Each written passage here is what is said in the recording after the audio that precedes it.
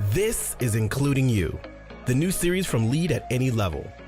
Including You features stories from chief diversity officers and other executives who are creating inclusive cultures in their organizations. Our goal is to show what's working in companies just like yours, to give you the tools you need to keep pushing for progress in your own workplace. We want to create belonging and opportunity for everyone, including you. And now here's your host, Amy C. Waninger.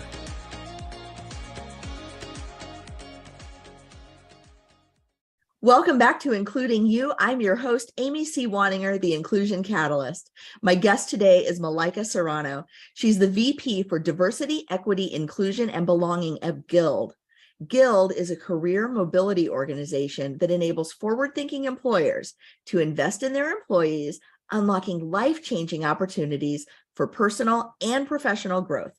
Through educational and learning programs, career development, and one-on-one coaching, Guild has about 1,350 employees all across the U.S. Malaika, welcome to the show. Thank you so much, Amy. I'm so excited to be here. I am excited to have you and to unlock all of the greatness that is going on in diversity, equity, inclusion, and belonging at Guild. But let's start at a very high level with why is inclusion so important to your organization? How does it help you fulfill your mission? Absolutely. And thank you for this great question. I love it because what really attracted me to Guild is our ethos. And we provide opportunities for folk who historically may not have had access. And so that resonates very deeply with me, first and foremost, as a DEIB practitioner. And it's so exciting and invigorating to be able to work in a mission-driven organization and doing this work, DEIB, every day. So talk to me a little bit more about the mission and the ethos and what kind of hooked you. Yeah, sure. Absolutely.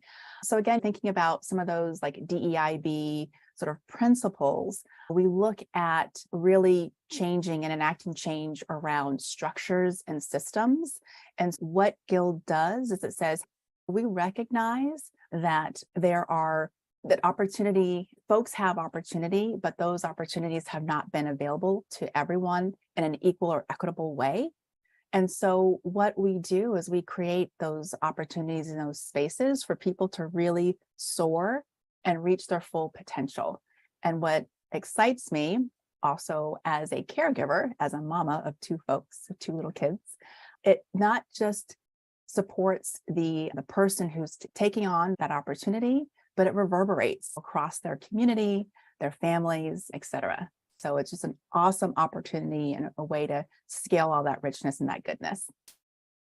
When you talk about full potential, people reaching their full potential, it's like you're speaking directly into my soul, because I think of all the wasted potential that organizations have when their folks aren't engaged, when they're not able to ask questions or take risks or try new things, when they're not able to be seen for all of the amazing things that they are and can do.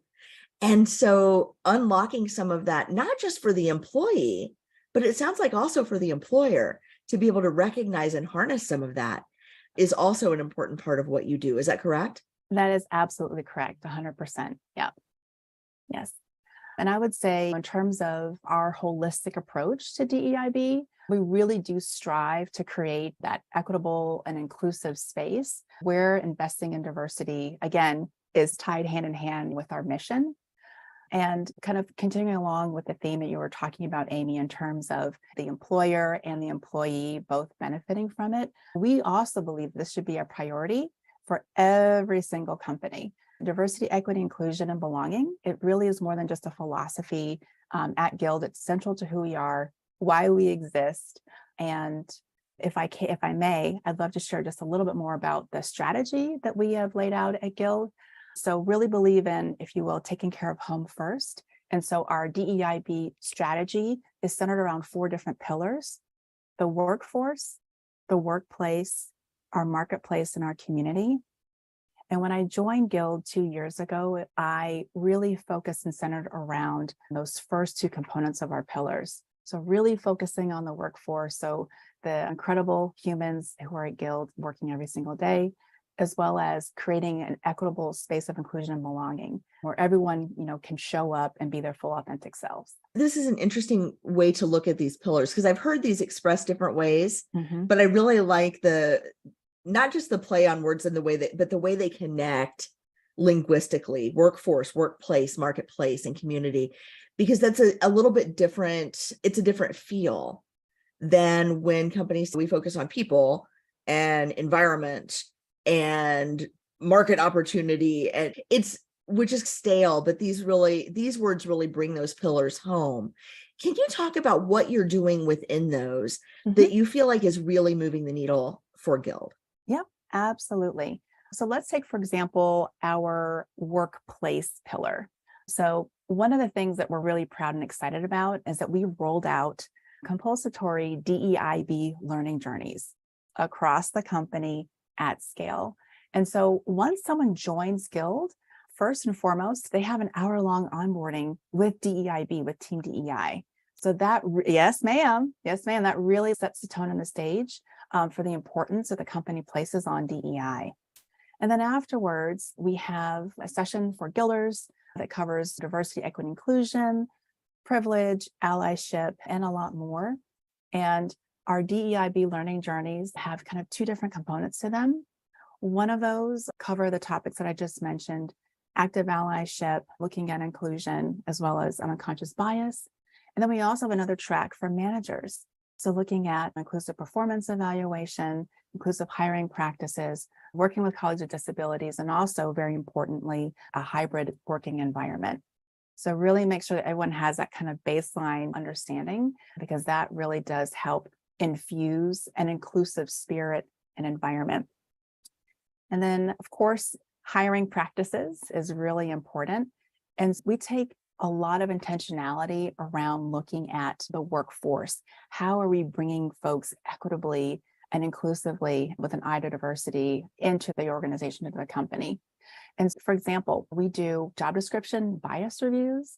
And so in the talent acquisition space, we review job descriptions for bias, as well as exclusatory language prior to posting, to really ensure that all possible identities are welcome to apply. We also look at external partnerships to help support that talent pipeline, investing in those relationships to diversify the candidate pipeline, to track aggregate diversity in our talent pool, and also intentionally diversifying on the finalist pools for each role. I can tell you personally, I conduct a lot of interviews at Guild, and I am not just saying this because I'm the head of DEI, but because it is true. I'm extremely impressed and absolutely and delighted to work with the talent acquisition team every single day. My colleagues are incredible, and they really do apply an equity lens to their work and their roles. So I want to give them their flowers and their shine. That's fantastic, because there are so many ways I think that people are put into gatekeeper roles, in talent acquisition roles. And it sounds like your folks are working really hard to open the floodgates and make sure that as many qualified folks can get through as possible. What have you seen in terms of results from the work that you're doing? Because you're doing some amazing stuff. Just this notion of having employees come in their first day or their first week, they get an hour with the DEI team is incredible enough, because, like you said, it affirms the organization's commitment to DEI, but it sets that expectation from jump that this is what we expect of you, this is what we look for, this is what we value. But what kind of results are you seeing from all of this work? Sure. So I think one of the strongest sort of ways or metrics that I'd like to point to that we're really excited and proud of are our employee resource groups. So our ERGs were kicked off in early 2020, started with 4, and we now have just launched our 7th ERG, our Caregivers and Ally Network. Yes. And these groups really do support and are centered around historically marginalized communities. But what we've done is we have reimagined the spaces as both leadership accelerators, so thinking of ERGs as a program, and also it's an opportunity for thought innovation, so a business incubator, if you will, for the business. Now, tell me more about this. Tell me more about this business incubator thing, because You've got my attention. As my son says, you had my attention. Now you've got my curiosity. So talk to me about this business incubator thing, and then I'll let you finish your thought on 60, because I want to know what that is too. Yes, ma'am. Okay, that sounds great. All right. So incubator for the business. We recognize and want to tap into the talents and the strengths of our ERG community and our leadership, and doing so in a reciprocal fashion. So reciprocity is truly at the center of this work. And what do I mean by that? Far too often, what ends up happening with folks from historically marginalized communities, they are asked to give and to give. It's an extraction, if you will, without that replenishment, without that nourishment, without that recognition. And so that does not happen here. That does not happen here.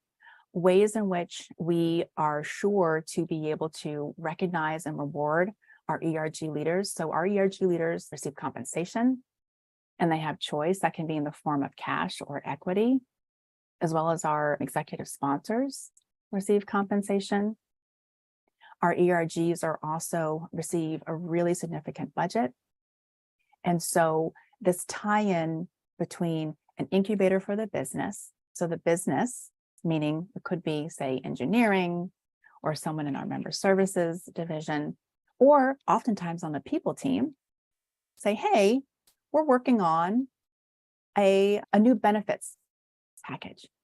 And we want to connect with our disability action community to see how this might resonate. Or we want to connect with our gender and sexual diversity committee to see how this might resonate. And so when the business connects with our ERG leaders and our ERG communities, there is that knowledge transfer, and there is a follow through of recognition. And this can be in the form of a lattice praise, which then the ERG leaders manager will see, which can then be part of those performance discussions and conversations, and other mechanisms. So reciprocity, again, is at the center. Fantastic. Okay, finish your thought about 60, 60. 60 what? Like Malaika, Okay. 60 what? Yes, ma'am. So 60. So 60% of Guilders are involved in one or more employee resource group. Yes. Wow. It is central. It is at the core of our culture, of our employee engagement experience. What do you think that does for your employees, individually and collectively? What do you think?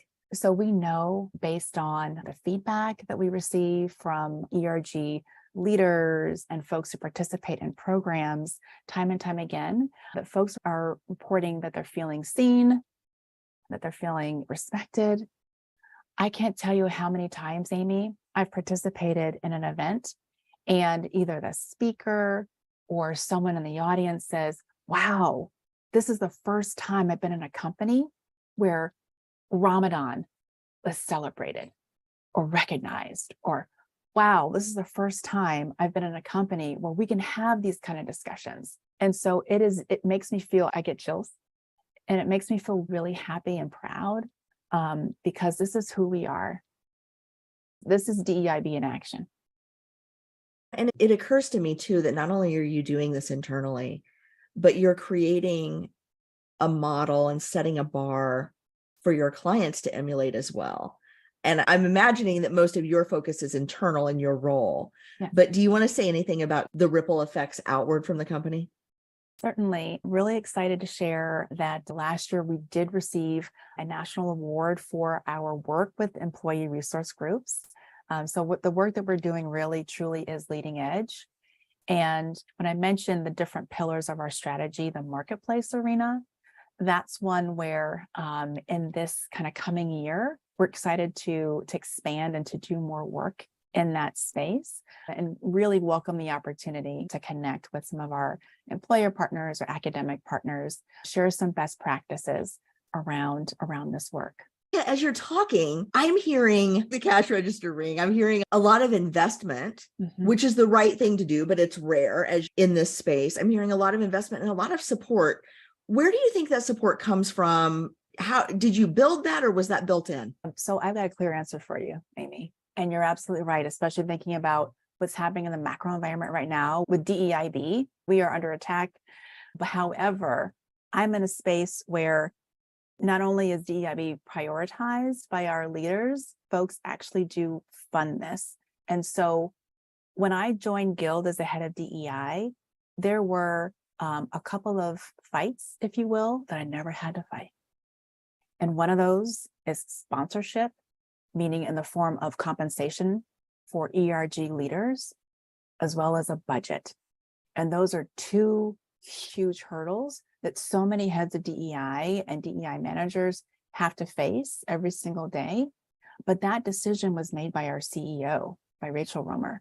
And so I will be forever grateful, because when I got here, I already was like, had a huge leg up. And then apart from that, our leaders are really open to iteration.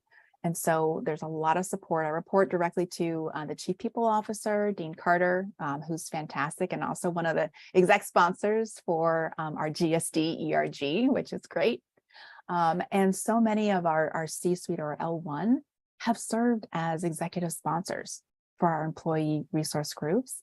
And we actually this year went from about, I'd say 6 or so sponsors to triple the number. So, yes, sister. So we have folks all across the company, directors, VPs, SVPs, who are actively engaged in our ERG communities. And so we have that support, which is phenomenal. So you know what you've just done. No, ma'am. Every diversity and inclusion leader who's listening to this has just gone to the website to see if Guild is hiring, because what you have there is special. It is. I talk to DEI leaders daily, weekly, and the problems that I hear are, I don't know if I really have enough support. I don't know if the executives are really behind this work. They say they support me, but they won't give me a team. They say they support me, but they won't give me a budget.